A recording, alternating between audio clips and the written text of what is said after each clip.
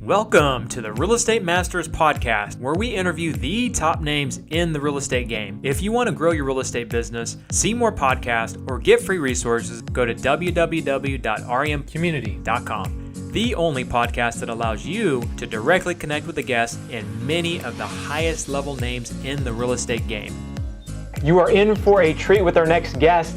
Do me a favor, subscribe to the podcast, leave us a review, and don't forget to go to remcommunity.com to connect with some of the highest level real estate professionals in the United States through our community and through our high level masterminds.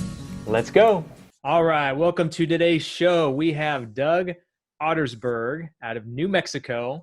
We're going to talk about mobile home parks today. So Doug says he's been unemployed since 1987. Now, there's the difference between unemployed and unemployable. I'm unemployable. Most entrepreneurs are.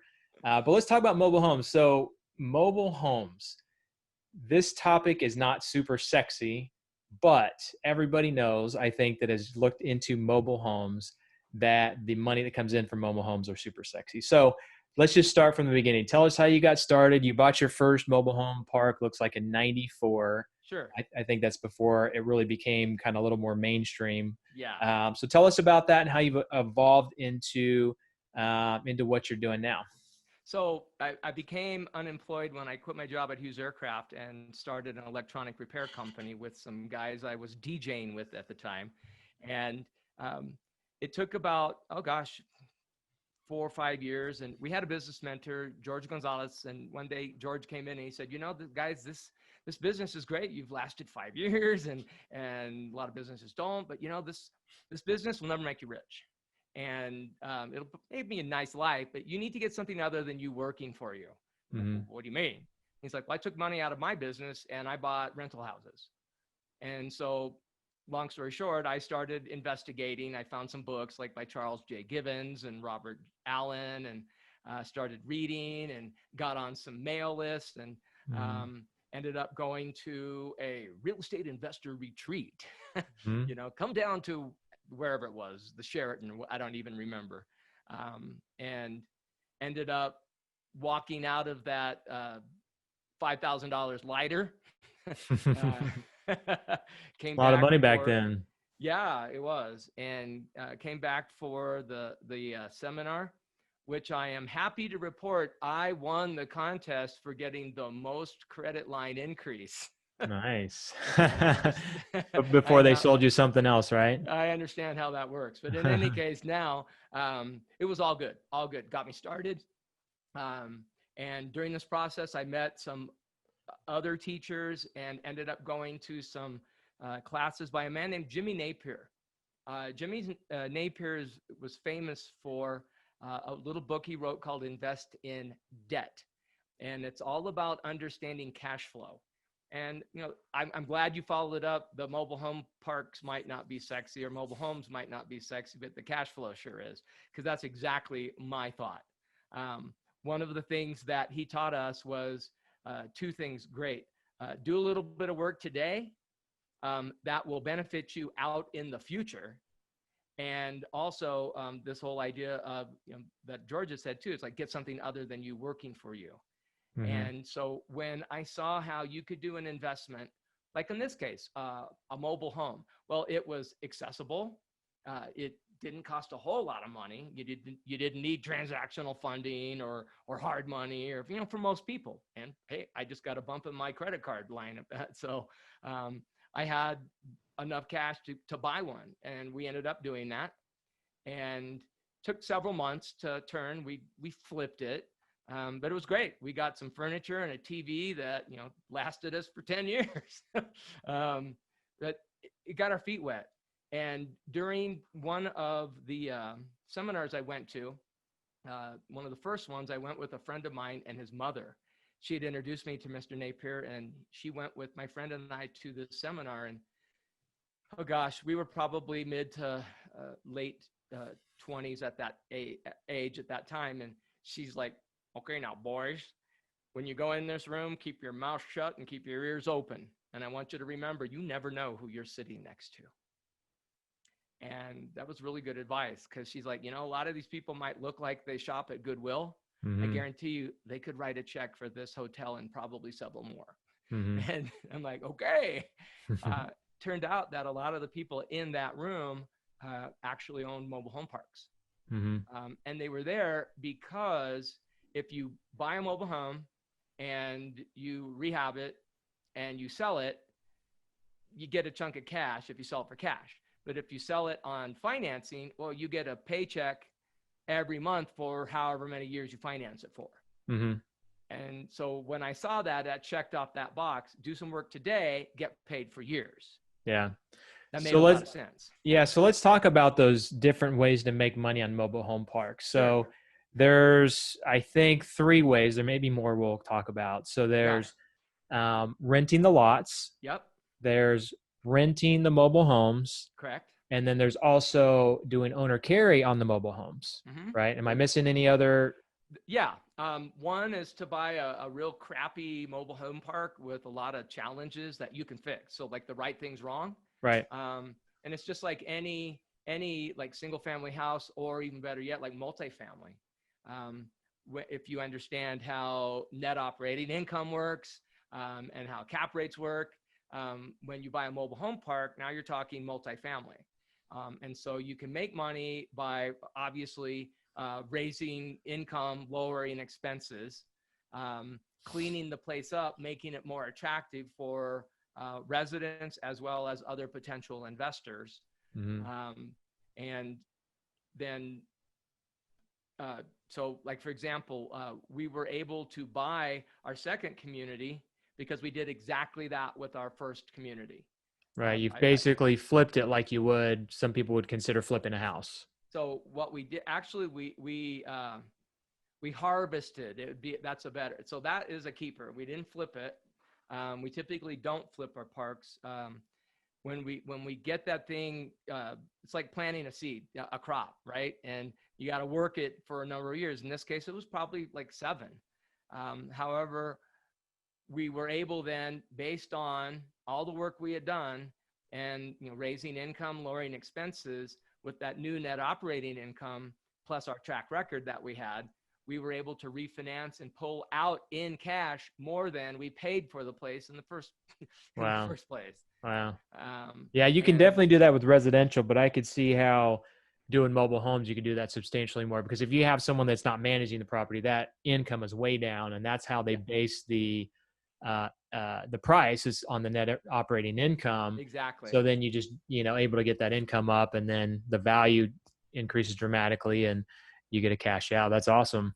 So what part of it do you like the best? Do you like the acquisition and the turning around of the parks? Do you like the fact that you can take the mobile homes and finance them on high interest rates and probably get a pretty good price for those mobile homes? Like, what do you think is the best part of what you do now? For me, actually, the best part is doing well by doing good.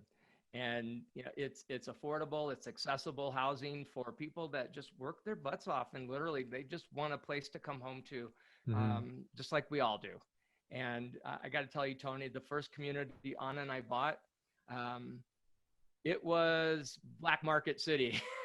It's like, what you want, it's like, what you got, whatever. It was crazy. We would park down the street. We would take turns, and we would watch where the traffic would go and stay for several minutes and leave. And we had our lives threatened, you name it. We had our firebomb the office. It was crazy. Wow. And anyway, long story short, we improved the resident structure by expanding the housing opportunity for many of them, help them move, and got in better homes, better residents. And there was a day when a guy came in and he was like in tears. He's like, I just want you to know I'm not ashamed to say I live here anymore. And I'm like, that's awesome. Yeah. And so, yes. So, but then the thing that I really like about the mobile home park has to be, it's a long-term wealth generator, and it's also the steady, predictable income that comes in month after month. Yeah. That's got to be it. Yeah. And it's low income for the most part, right? So, when you're in a tough market, higher income properties typically are the ones that do the worst because there's not as many people buying or renting or whatever. But that bottom, like low income, there's always going to be people that don't have money or have little money that can only afford a mobile home, right? And that was literally when I very first was deciding to get into this. I was reading Sam Walton's biography, and Sam Walton went out into small towns and built his business in small towns. Mm-hmm. And I got the idea that, okay, that makes sense. In business, there's basically like the house business is you do high margins, but you do low volume, Mm-hmm. right? And then there's the other side of the coin, which you just alluded to. You could do higher volume, but on a lower margin. And when I looked at that in small town, I'm like, well, gosh, a mobile home park's kind of like a small town. In fact, they call the owners and managers sometimes the mayor of that small town. Right. And yet at the same time, when I looked at that, I'm like, gosh, there'll always be, just like you said, a lot more people that need and want affordable, accessible housing. And for the last 25 years, we've never really noticed what's going on in the economy. It's like, oh, there's a recession? Really? Again, this is one of the things we were taught when we go look at properties, especially these communities. I love to see pickups with tools in them. Mm-hmm. Why is that? Because those are people that'll work. Blue collar. This year, something happened that threw a loop for all of us. Never in my wildest dreams did I ever include pandemic in any kind of SWOT analysis. So it's like they'll work it, but is there work to do? Can they work? And I'm just happy to report that Anna and I have kept our rents on the low end. We don't push like some landlords do. No judgment. However, we make more than enough. We're covering our payments every month. And one of the things that I learned and can vouch for is when your residents have equity, they make really good residents. They tend to pay their bills and they want to stay. Right. Right. So, and well, then, good stuff. Yeah. So let me ask you, so it sounds so simple, right? It's like, go find a mobile home park. They're probably, a lot of them are probably run down, have a lot of vacancies, all that kind of stuff. Why don't more people do it? So tell us about that. Like, how hard is it to get into? How hard or easy is it to find mobile home parks? And what would what would you say to someone that's trying to find one right now? So I call it riding the speed bumps, and they're all around you, and you might just not notice. Like I never did until it was brought to my attention. It's like when you buy a new red car, pretty soon, what do you see? Everywhere you go, red cars, mm-hmm. Right? And so first and foremost is realize they're there, and just do a Google search. I would say Yellow Pages, but that would date me. But just check and see where are they located, and then just go ride around and see what you see. And I will say this, at the time that we're recording this, over the last several years, there has been a lot more interested in the space, thanks to several people on other podcasts I won't name here. However, a lot more people became exposed, and it became the hot new thing. Mm-hmm. So there was a lot of money, and it's not just happening in mobile home parks. You're seeing it in primarily any multi-family type assets. We're seeing cap rate compression. I just saw in an email the other day where a 5-star 55 plus community sold in the Philadelphia area for $115, I think, a space. Wow. What do you mean 115 a space? So, like in apartments, they like, oh, what'd you pay? Oh, I paid, $50,000 a door. Okay. 115,000 per space. space. Oh my gosh. 3% cap rate. That's insane. It Is it is because of the insane. market they're in, or what? Yeah. And so there's when you understand cap rates, investors will pay more for less headache. Right. So, you call that the coupon clipper type property, right? And someone like me who's actually going to do the work or wants to capture the upside, well, we have to have a higher rate of return, and we've got to have potential. A deal like I just mentioned, somebody else has already sucked all that right out of it. No doubt. These people, the buyer, they're just sitting on a ton of cash, and 3% looks better than zero. Right. So they bought it. So the other thing is, as you're going through these communities, just start noticing. So it's kind of the same thing when you learn the single family house business. You're driving down the street. Oh, there's papers piled up on the driveway. The weeds aren't cut.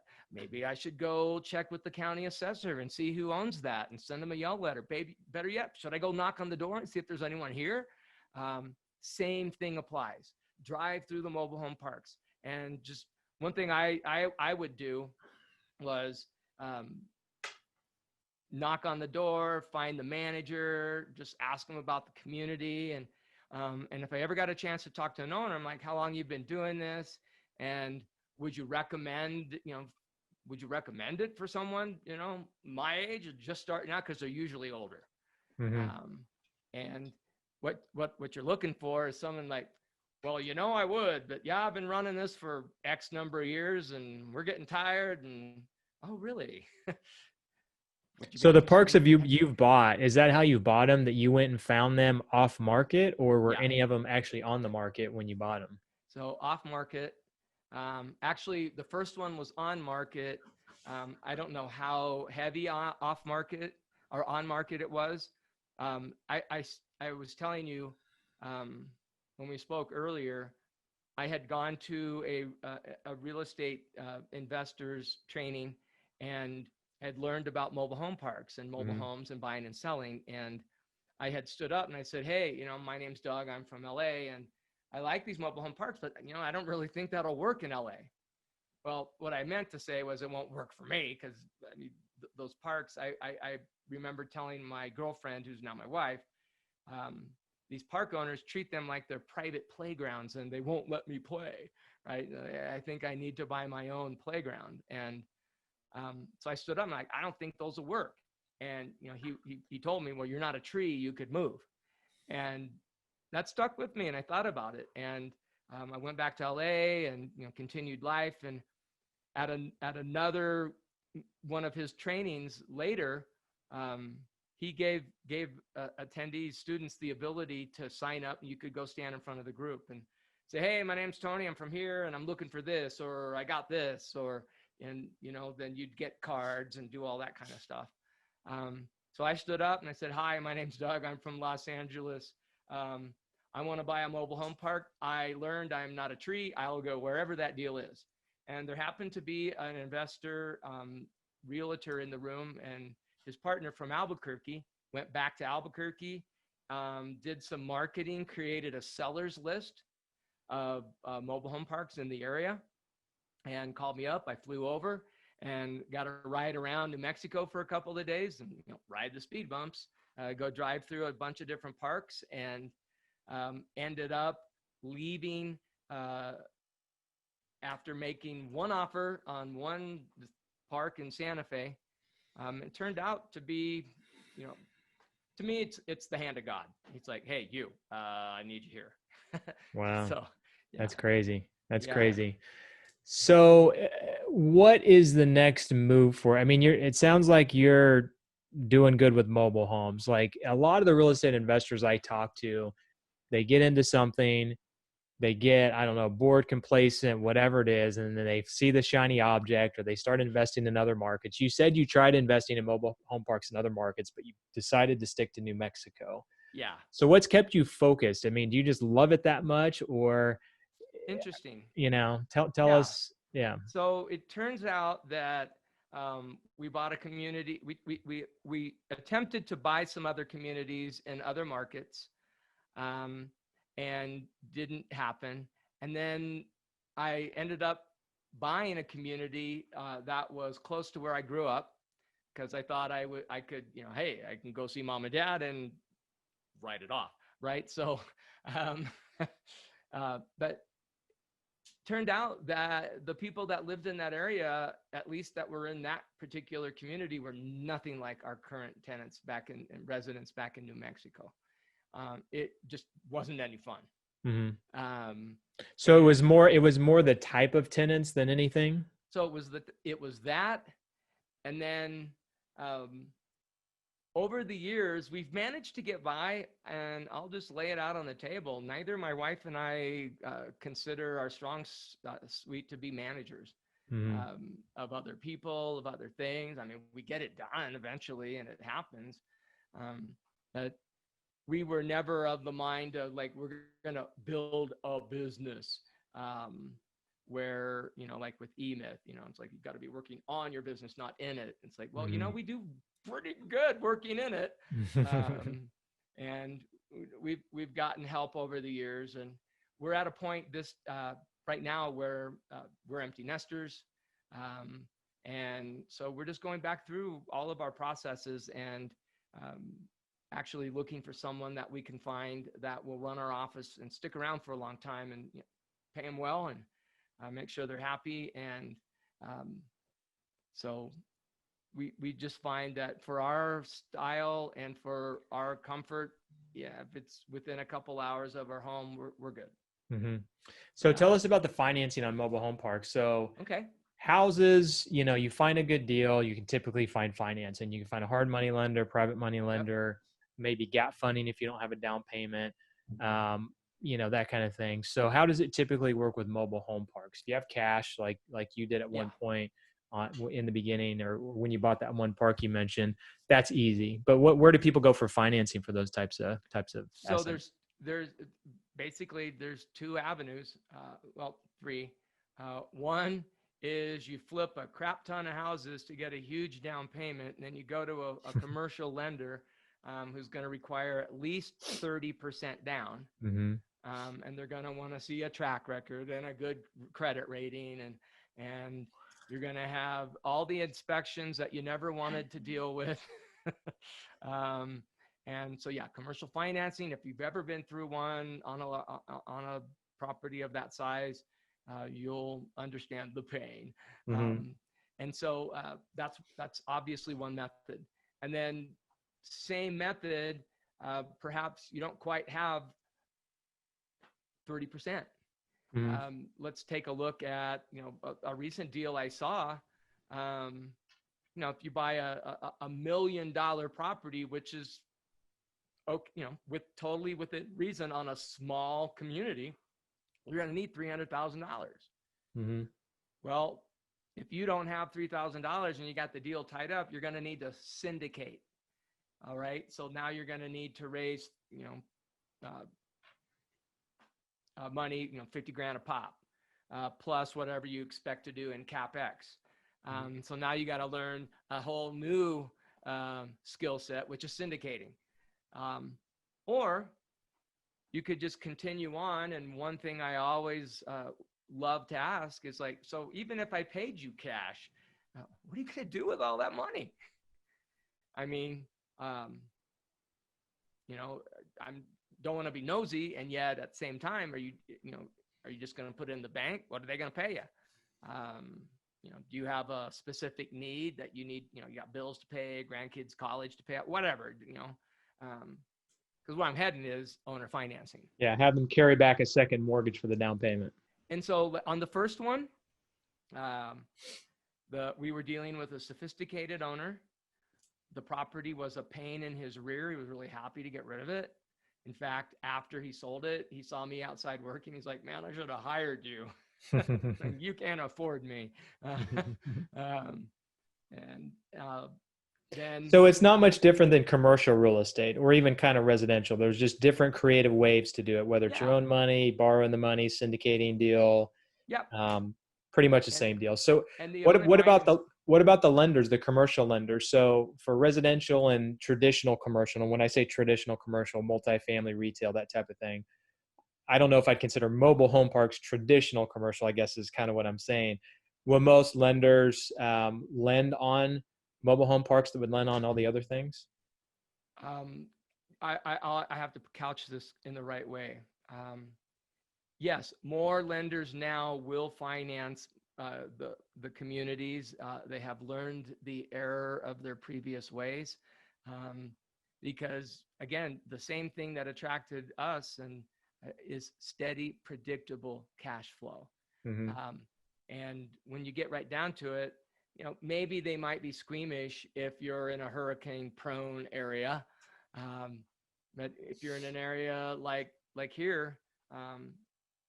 Well, I was going to say even in Kansas, our other community was in Kansas, and yeah, we get tornadoes, but there's insurance and that kind of thing. So it's all local market.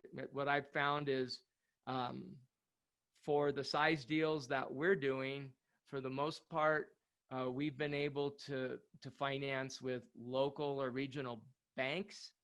We've done financing, and I would recommend credit unions, local credit unions. And then I've also worked with several brokers over the years and have gotten really good long-term, there's a word for it. It'll come to me, but it's basically Wall Street money or life insurance company money, real estate backed, loans that come with a lot of strings. Are you talking about like funds or REITs? Basically, it's when they take a bunch of loans and they package it together and they sell shares. Okay. There's a term for it. It'll come to me probably later afternoon while I'm having my cafecito. But what's CFO? Cafecito, a little coffee. Oh, okay. I got you. I thought that was some kind of magical drink or something. No. In fact, well, anyway. Well, cool, Doug. Well, I appreciate your time. Mobile homes, again, not super sexy, but sexy when you've got money coming in, I'm sure, like you do. We appreciate your time. Are there any last thoughts or last words you want to leave with our listeners? One last thing I want to share with everybody, two quick things. One, over the years, if you're in this game, you will come out across deals. My recommendation to you, when you find them, don't be like everybody else and sell it and have a quick temporary payday. Do whatever it takes to get that thing free and clear, and then go do it again, and then do it again. Because the longer you're in this business, it's not if, it's when, you're going to come across smoking deals. All right, you will. And what Anna and I have been able to do over the years is when we find those, we followed our teacher's advice. We got those things free and clear. Then we put line of credit mortgages on them. And then when a larger deal like a mobile home park came up, like this last one, we were real estate rich. We didn't have as much cash as we needed at the time. However, we were able to go to these smoke and deal assets that we bought, these single families and type rentals over the years, and go to our private lenders and just refinance them. Yep. And we raised the capital that way. So remember that. And then the last thing is when you're interested in this business or any other business, owner financing is by far the best tool for you. The easiest financing to get, and your down payment can be many things. But most of all, it's that owner getting to know you and getting comfortable with you. And that's how you do it over time by building relationships. So just like you and I have a relationship, we've met enough so that, okay, I'll let him on my podcast, You snuck in here, Doug. You actually snuck in. No, I'm just kidding. Anyway. No, good stuff, man. I appreciate you sharing. Hopefully, thanks, Tony. Yeah, anybody who's thought about mobile homes got some good nuggets and maybe motivated them a little bit more to look into that. And yes, absolutely. So yeah, look forward to connecting again, Doug, and hopefully we'll talk soon again. Thanks, Tony. Have a great one, everyone. All right. Thanks, bud. Thanks for listening. Now go to www.remcommunity.com to connect with today's guest, see our high-level masterminds, and to get free resources. Don't forget to share this with a friend and leave us a 5-star review. We'll see you on the next episode.